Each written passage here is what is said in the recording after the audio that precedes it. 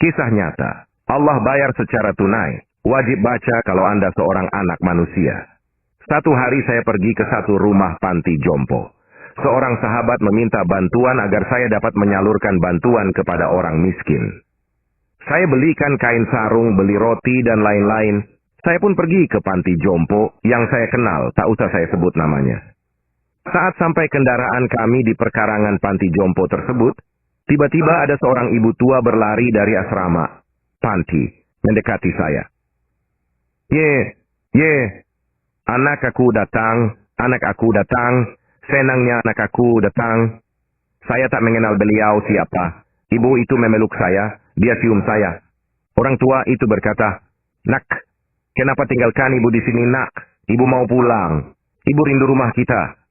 Saya waktu itu hampir tak bisa berkata-kata. Ya Allah, saya coba mengucapkan kata, "Bu."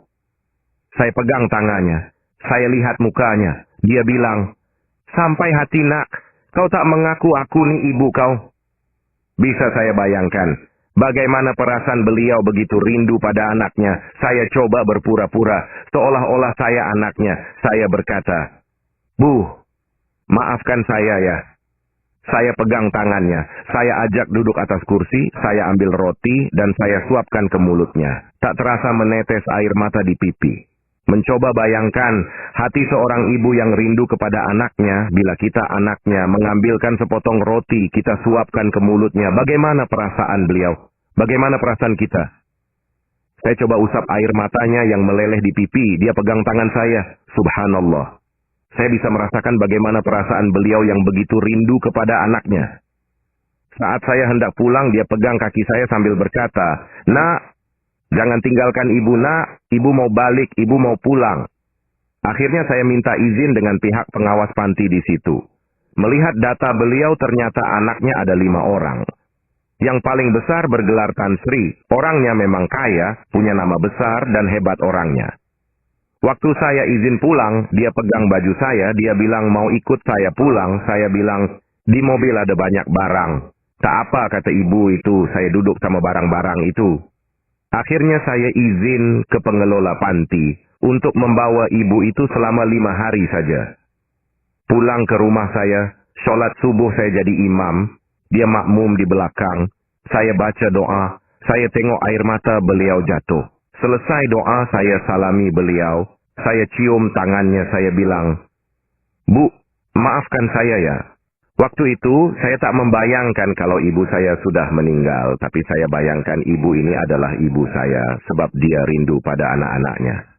Di hari ketiga di rumah saya, waktu sholat isya, selesai doa saya salami beliau, dia lapisi tangannya dengan kain mukenannya, dia salam. Saya bilang, "Bu, kenapa ibu lapisi tangan ibu? 2 hari lalu ibu salam, ibu tak lapisi tangan ibu dengan saya. Kenapa hari ini ibu lapisi tangan?"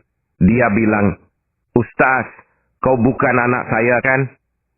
Subhanallah. Tiba-tiba dia sebut nama saya Ustaz. Saya bilang, "Kenapa ibu panggil saya Ustaz? Saya anak ibu." Dia berkata, "Bukan. Kalau anak saya dia tak akan seperti ini. Kalau anak saya dia tak akan jadi imam saya. Kalau anak saya dia tak akan suap saya makan." Bayangkan sahabat-sahabat, bagaimana perasaan ibu ini. Spontan saya pegang dia, saya peluk dia, saya menangis. Saya bilang, "Bu, walaupun bukan ibu saya, tapi saya sayang ibu seperti ibu saya." Saya pegang tangan ibu ini. Walaupun bukan ibu saya, tapi saya tahu hatinya sangat rindu dekat dengan anaknya. Waktu itu saya pandang wajahnya, saya bilang, "Bu, walaupun ibu saya telah tiada, tapi ibu boleh ganti menjadi ibu saya. Ibu duduklah di sini." Saat makan, saya suapkan nasi ke mulutnya. Dia muntahkan balik makan dari mulutnya. Saya tanya, "Kenapa, Bu?" Tiba-tiba saya lihat wajahnya pucat. Saya angkat dia, panggil ambulan antar ke rumah sakit. Waktu di rumah sakit, saya ambil kepalanya dan saya rebahkan ibu ini.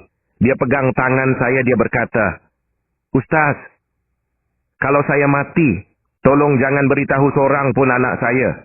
Kalau saya sudah mati, jangan beritahu mereka di mana makam saya. Kalau mereka tahu di mana kubur saya, jangan izinkan dia pegang batu nisan saya. Saya pegang beliau, saya berkata, Bu, jangan ngomong seperti itu, Bu.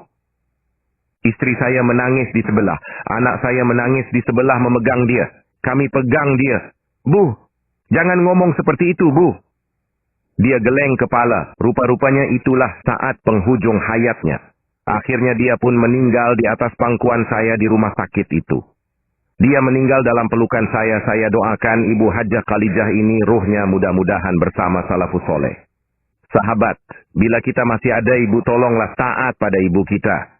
Jangan durhaka pada ibu kita. Jangan tinggalkan dia di panti jompo. Saat ibu kita sakit, kita jaga dia. Pijat-pijat kepala dan kaki ibu kita. Sahabat-sahabat coba tanya ibu kita. Bagaimana penderitaan ibu saat mengandung saya dulu? Bagaimana sakitnya ibu saat melahirkan saya dulu? Tanya ibu kita, sahabat-sahabat sekalian. Kalau kita tanya, sudah tentu air mata ibu kita akan jatuh. Karena itu sahabat-sahabat, suapkanlah makanan pada ibu kita. Sahabat-sahabat semua.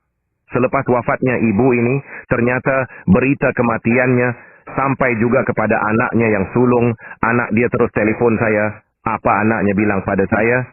Saya akan bawa Anda ke pengadilan. Saya akan tuntut Anda telah membawa keluar ibu saya dari panti jompo.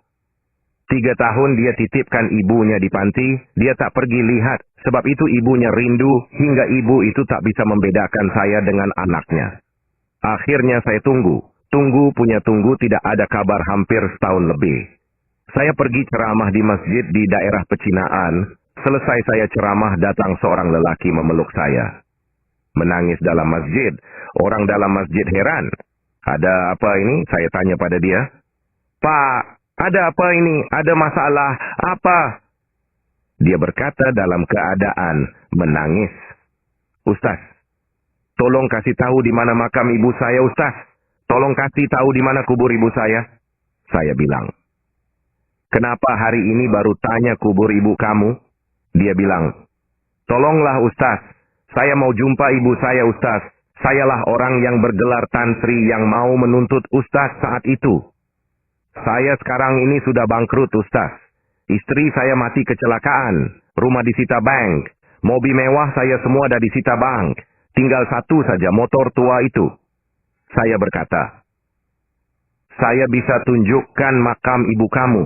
Tapi dengan satu syarat, kamu jangan pegang batu nisan ibu kamu. Sampai di pemakaman, tak sempat saya turun dari mobil. Dia turun duluan. Saya lihat di depan mata saya sendiri. Dia jatuh tersungkur, tangannya menjadi hitam. Mulutnya tertarik sebelah yang tadi awalnya tangan dan mulutnya baik-baik saja. Sambil memanggil-manggil. Ibu, ibu, ibu. Tiba-tiba saya angkat dia tak jauh dari makam ibunya, belum sampai ke kubur ibunya. Dia dah hembuskan nafas terakhir di samping makam ibunya. Allahu Akbar rakhir. Mengucap panjang saya. Allah Subhanahu wa Ta'ala tunjukkan kepada saya di kehidupan ini balasan anak yang durhaka pada ibu dan ayahnya. Semoga kisah ini menjadi pelajaran di luar sana. Ambillah iktibar dari kisah di atas. Dan apabila mata ibumu sudah tertutup, maka hilanglah satu keberkatan di sisi Allah, yaitu doa seorang ibu. Sobat, sekarang Anda memiliki 2 pilihan. 1. Membiarkan sedikit pengetahuan ini cuma hanya Anda ditonton di sini. Atau 2. Membagikan pengetahuan ini ke semua teman YouTube-mu, ke semua teman kontakmu. Insya Allah bermanfaat dan akan menjadi pahala bagimu. Amin. Silahkan di-share. Ya, semoga yang share dan subscribe channel Cerita Productions ini ditambahkan rezekinya oleh Allah Subhanahu wa Ta'ala dan diangkat penyakitnya. Amin. Dipanjangkan umurnya.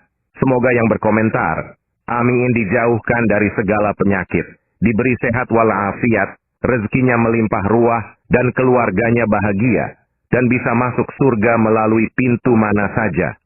Amin ya Rabbal Alamin. Semoga bermanfaat.